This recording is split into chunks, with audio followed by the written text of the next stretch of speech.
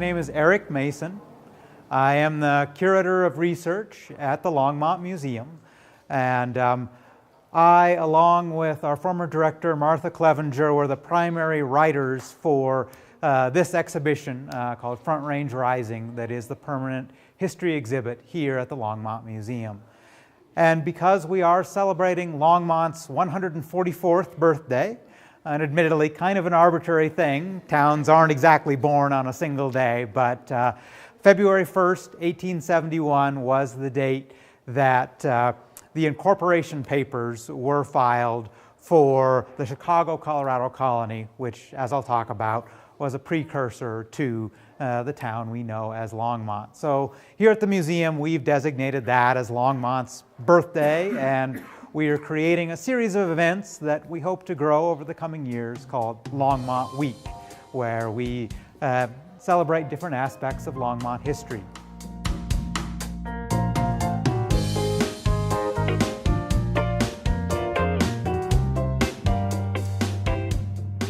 So one of the events that profoundly affected Colorado and Longmont history was in the fall of 1858, when a small amount of gold, really no more than an ounce or two, was discovered in some of the small streams that feed into Cherry Creek down in Denver.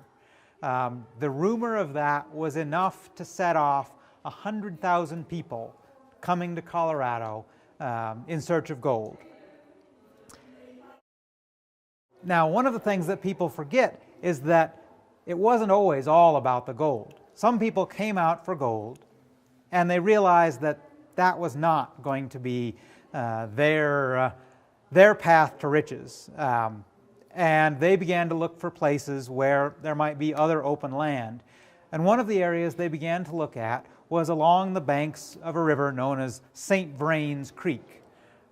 It was named after a man named Sir St. Vrain, who had years earlier had a fur trading post out where the St. Vrain Creek joins the Platte. That post had largely fallen into ruins by the time of the gold rush, but the name St. Vrain had already been applied to the creek, and thus we still have it today. They began to find that there was good land along the St. Vrain Creek, and in about 1861, people settled there enough to say, you know what, we need to name this area that we are beginning to have a community, and they decided to call it Burlington. Some of the folks may well have been from Burlington, Iowa. That's one theory as to what the name, why the name came from. We're not entirely sure, but by the mid-1860s, there were probably 250 people living in sort of the broad area called Burlington. And we don't have very much left from the town of Burlington, but one thing that is in the museum's collection, a large artifact and a significant artifact, is this school bell. And there's a wonderful story about that bell. It was purchased, Burlington had a series of small schools, and when they finally got a real schoolhouse, this building here is kind of an evocation of the Burlington School District, one of the first school districts established in Boulder County, when Boulder County was first established. And they decided they wanted to celebrate the idea of having a school, and so they ordered an actual bell. They'd never had one before, to put up into their tower. And this is that actual bell, over 150 years old now. And while we no longer allow it to ring, we do give people the opportunity to ring something similar. And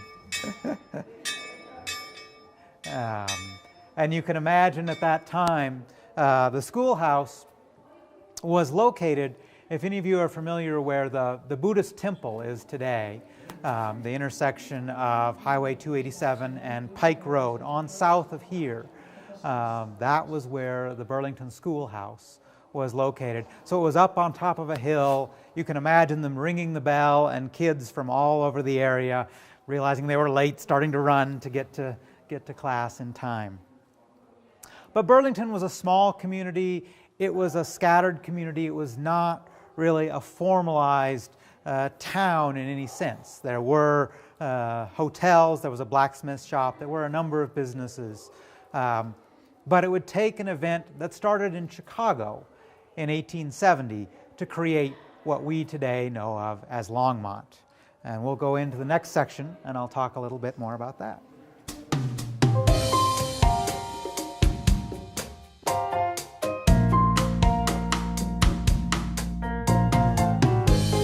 In November of 1870, a group of folks, spurred on by the idea that in May of 1870, the New York Tribune, a newspaper out of New York City, headed by a man named Horace Greeley, had said, you know what, we should settle the West. Of course, Horace Greeley's famous maxim, go west, young man, and grow up with the country.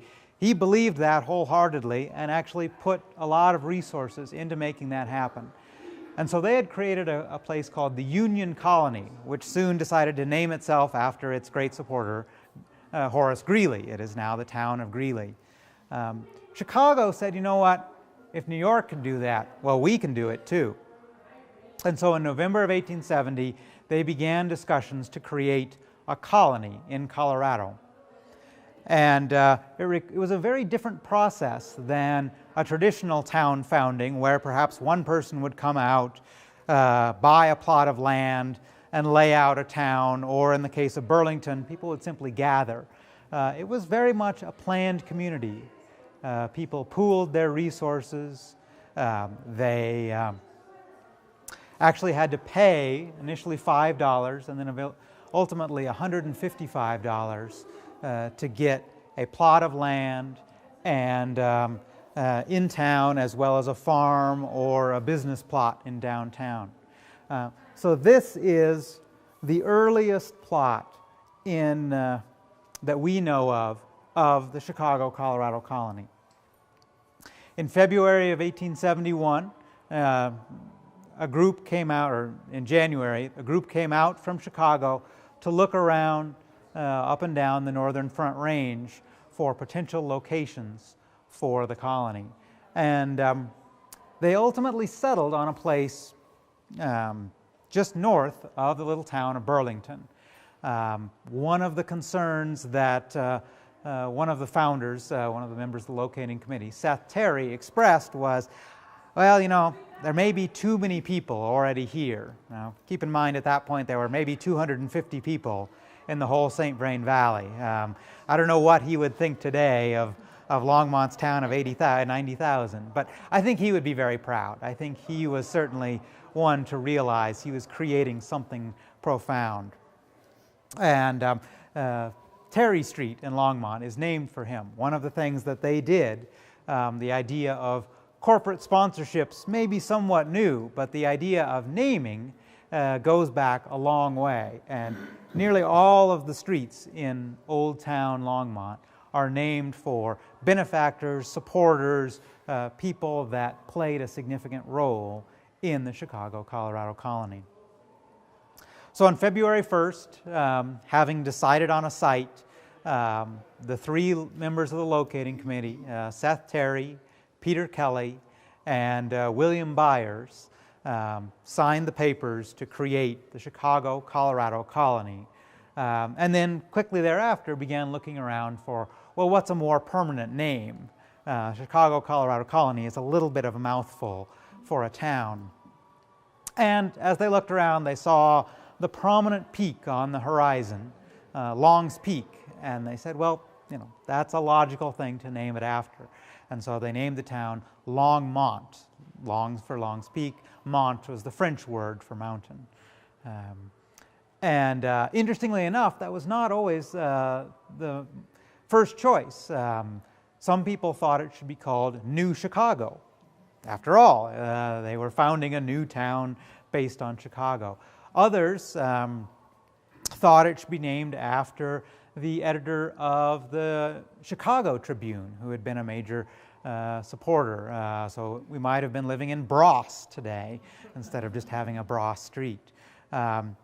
And even after it was named, there's an article in one of the papers that says, well, they've decided on the name of the town. It will be called Longmont. Right now, the chief occupation of many of the citizens is laughing at this new name. But it stuck, and interestingly enough, Longmont is still, as far as we know, the only Longmont in the world. But the colony planners had a lot of forethought. One of the things they did, they built very wide streets. They had seen the challenges that narrow streets had in other areas, and so they built streets that, at least according to legend, were wide enough that you could actually turn a horse team around without having to go back and forth. They also planned out different parks. You can see today Thompson Park, which was named for one of the colony's greatest benefactors, Elizabeth Thompson. She was a philanthropist, lived actually in Vermont. I've never quite known exactly how she was tied up with the colony, although her nephew, Peter Kelly, was one of the members of the locating committee.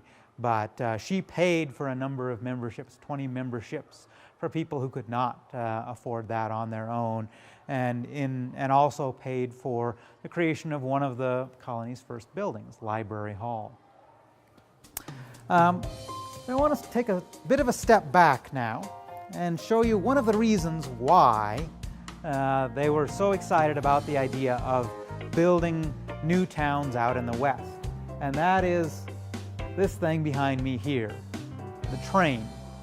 In 1870, a train for the first time connected Denver with the Transcontinental Railroad and, by extension, the rest of the country.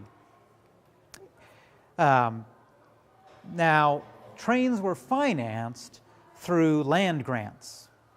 And so the train companies were desperate to have people come out and settle in this area because that was the only way they were going to make back and pay for all the expense of laying hundreds and hundreds of miles of track. So they formed a corporation called the National Land Company. And one of the leaders of the National Land Company was William Byers. As I mentioned, he was one of the signers of Longmont's incorporation papers, and perhaps best known as the founder of the Rocky Mountain News newspaper. He was also one of the great boosters of Longmont and of Colorado in general. So Byers was one of the people really promoting this idea of colonies because he wanted to see people coming out to Colorado, partly because he felt Colorado was a wonderful place and partly because the railroads had a ton of land that they needed to get rid of. So Longmont was one of the towns that was founded in large part based on boosterism from the railroad.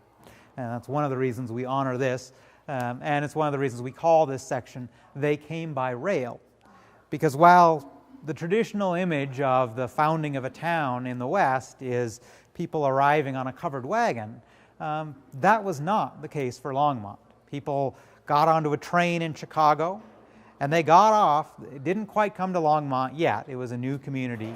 And in 1871, the train only got as far as what is now Erie. But compared with a 3-month trek by wagon, a couple of days on the rail was a dramatic improvement. It also had a major economic impact because with a train, you could grow wheat, you could grow vegetables and can them. Later on, as we'll see, you could grow sugar beets and turn them into sugar, and you had access to markets all across the country. So your wheat might well be sold in New York City if you could get it to the railroad. But if you had to haul it by covered wagon, well, Denver was probably about your only market. So having that railroad really transformed Colorado from a place that had begun actually to lose population after the gold rush began to diminish, to a place that really began to boom throughout the 1880s, 1890s. So, this building here, you see behind us, is called The Rest, and it is an evocation of the very first building built in Longmont.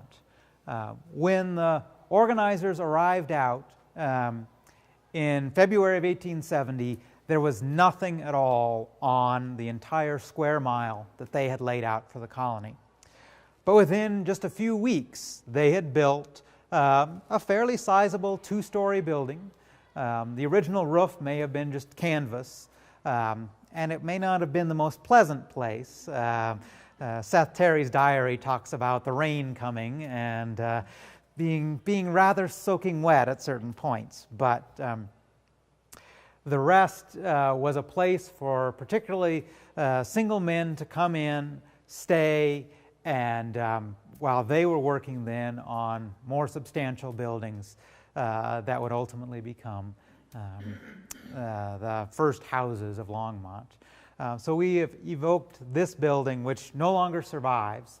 It was located at the corner of Main Street and 2nd Avenue in Longmont, and actually survived into the 1950s before being torn down.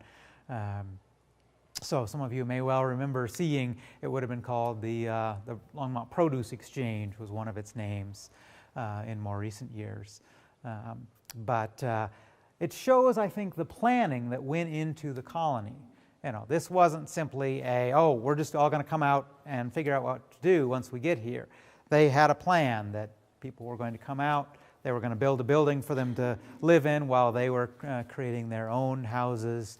And as those were coming up, then they began to recruit, and within just a year, they had the first industry in the area, which was a flour mill, also located basically where the Longmont Foods plant was until very recently, on that corner of 2nd and Main, was the earliest of the flour mills in Longmont. Longmont always developed with the idea of it being primarily an agricultural community. And the first industries that were developed, as I mentioned, was flour milling. But then about 10 years later, a man named John Empson came to town. And Mr. Empson saw an opportunity in another agricultural industry, which was vegetable canning. He realized this land was fertile enough that you could grow a wide variety of different vegetables. And canned food was at that time the high tech of food preservation. It was just coming into its own, and while today we may think of canned peas as not the most delightful of foods, back then the idea that you could preserve those peas and open them up, you know, a year later and they would still be edible, well, that was nothing short of a miracle. And so Mr. Empson approached the people of Longmont, the citizens, and said, the city council, and said, if you will support me, I will build a cannery in Longmont. And part of the cannery still stands, the cannery apartments at 3rd and Martin Street. That one of those buildings relates back to the years when it was the Cuner-Empson Cannery, originally the Empson Cannery.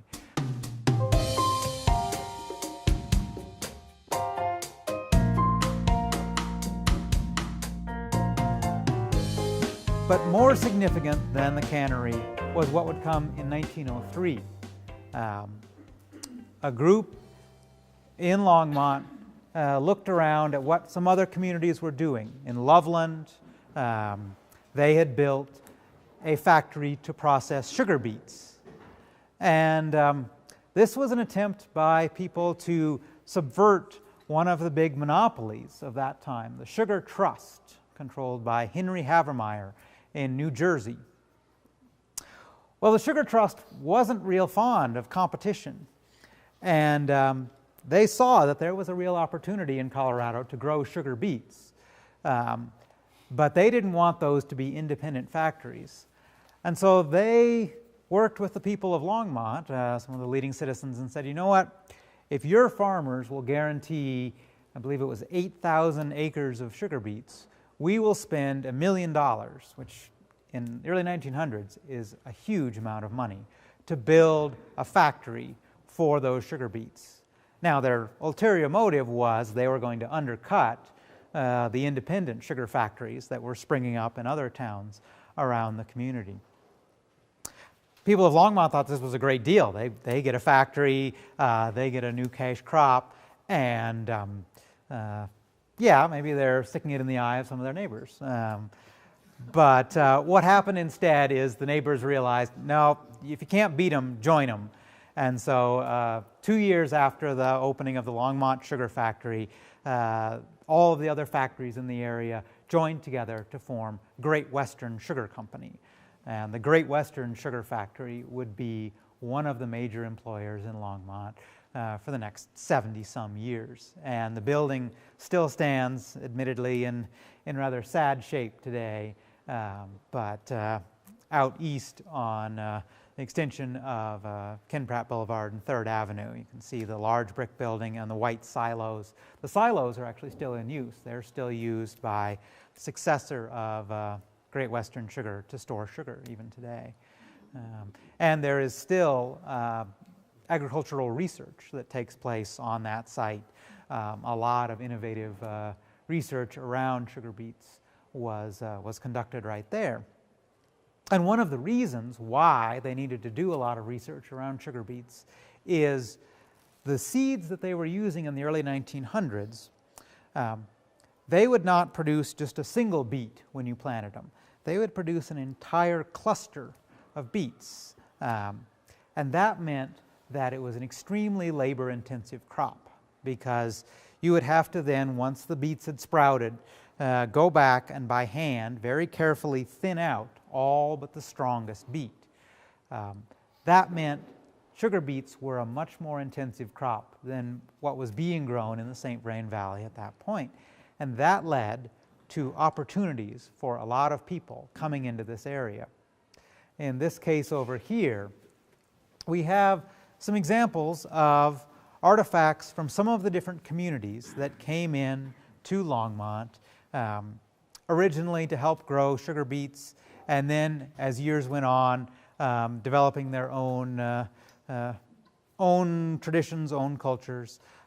So one of the first groups to arrive were the Germans, ethnic Germans, who actually were coming from Russia most recently. And one of their traditions, of course, are the great German sausages. So we have a sausage stuffer that comes from a Germans from Russia family on the left in this case. Another group that came in early on were Japanese Americans. They came to Colorado looking for places where they could farm, and once the original generation, it was actually against the law for native people from Japan to own land, but their children were native-born citizens, and so as soon as those children were old enough, they began to buy land, and soon some of the Japanese American families were well known for truck farming, particularly vegetable farming. One question I get a lot is, was there Japanese internment in Colorado? The internment during World War II was actually only of Japanese Americans living on the West Coast. So the families that were already in Colorado were never interned because they were not considered a danger. It was only the Japanese Americans on the West Coast that the hysteria whipped up into this fear that they would somehow be disloyal, despite really no evidence of actual disloyalty among nearly all of the Japanese Americans living on the West Coast. The Japanese Americans on the West Coast were the ones that were interned. And there was one internment camp in Colorado, but it was a long way from Longmont. It was down in far southeastern Colorado near the town of Granada. And the camp was called Amachi. And if you haven't been down there, it is a powerful place to go down and see. There's really nothing left on the site itself except for foundations and some of the plants and so forth down there. But I think it's a good reminder of a difficult time in American history. So some of the families did come to Longmont. That was one of the choices if you were a West Coast family and you could show that I can go and live with relatives away from the West Coast. So there were Japanese Americans that came to Colorado after World War II or during the start of World War II and settled here so that they did not have to be interned. And then another group that came up starting very early on to help farm in the fields, and indeed before that, were Latinos coming in originally from New Mexico, from Texas, and then once the Great Western Sugar begins to see the need for even more recruitment from Mexico itself. And there's a fascinating video that we have of a film that Great Western Sugar actually produced to recruit people coming up from Mexico to work in the fields in Colorado. And it's quite fascinating. They show how pleasant and lovely it was. And the stories are, well, it wasn't really that pleasant and lovely to work on those fields. It was hard, back-breaking labor. But many of the people who came up originally just to work in the fields stayed and now have deep roots in this area as well. I think this is a wonderful demonstration of one of the critical things that made the colony a success and made Colorado a success.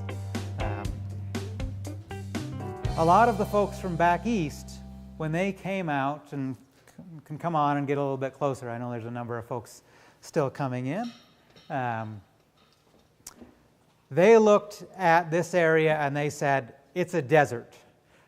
Stephen Long, one of the first explorers to come out here, famously wrote on his maps, Great American Desert, across much of what is now Colorado. And indeed, it was probably why Colorado was skipped when California began to be settled. It was a dry area. It was more of a challenge to settle this area. But what made it possible was water from the mountains.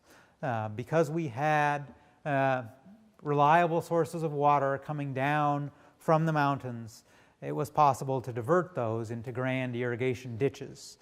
And indeed, that was probably the most significant, one of the most significant achievements of the Chicago, Colorado colony. They built what they called the Big Ditch, which we know today as Oligarchy Ditch. Then it ran well outside of Longmont and watered farms on either side. Now it has actually been largely incorporated within the city limits of Longmont. It runs along 21st Avenue for part of its distance today. But it was building those irrigation ditches that really made Longmont a success because it allowed for the production of a lot of different agricultural crops. I've mentioned the vegetables, the sugar beets, and wheat, but there were a wide variety of different things that were grown here as well. For a time, there was quite a bit of fruit grown in here, apples, strawberries, even peaches at times. There was corn, certainly, is still grown in this area, as well as crops that we wouldn't expect. There's a wonderful photograph in the archives of this gigantic pile of pine cones. And I've not yet quite figured out what the actual crop was that they were growing, but it was clearly not simply a few people gathering pine cones for their own amusement. It was definitely a full harvesting of pine cones in this area. So wide variety of different things being grown, and then one of the great benefits in more recent years to all of this water and Longmont's foresight in acquiring water and in building dams has been Longmont's relative water wealth compared to many other communities in this area. So it is one of the strengths of Longmont throughout its existence has been its success in water.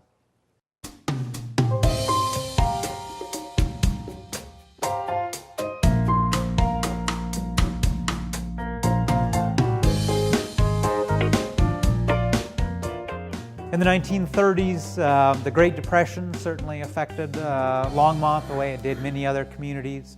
One of the things that surprised me when I was doing research, in the years before Franklin Roosevelt established the New Deal, a lot of the relief work that went on in Longmont was headed up by women's groups. Individuals and groups of women, particularly the Longmont Women's Club, were actually some of the key people who were providing jobs, providing make work. They would establish a lumber yard for that people could, for a small, come in and chop wood, and they would get a little bit of money that hopefully could help make ends meet. They also had programs where people could mend clothing that then they were paid a little bit for, and then also that clothing was given to people who were less fortunate. So we talk a little bit about that story in there. And then in our final section, we talk both about Longmont's brief foray into the idea of being a heavy industry, the Gibson Tractor Company, which was located up on 9th Avenue, which didn't last very long, and then the development of high technology through the Federal Aviation Administration and the location of an IBM plant between Boulder and Longmont that really turned out to be the the economic base of Longmont to this day.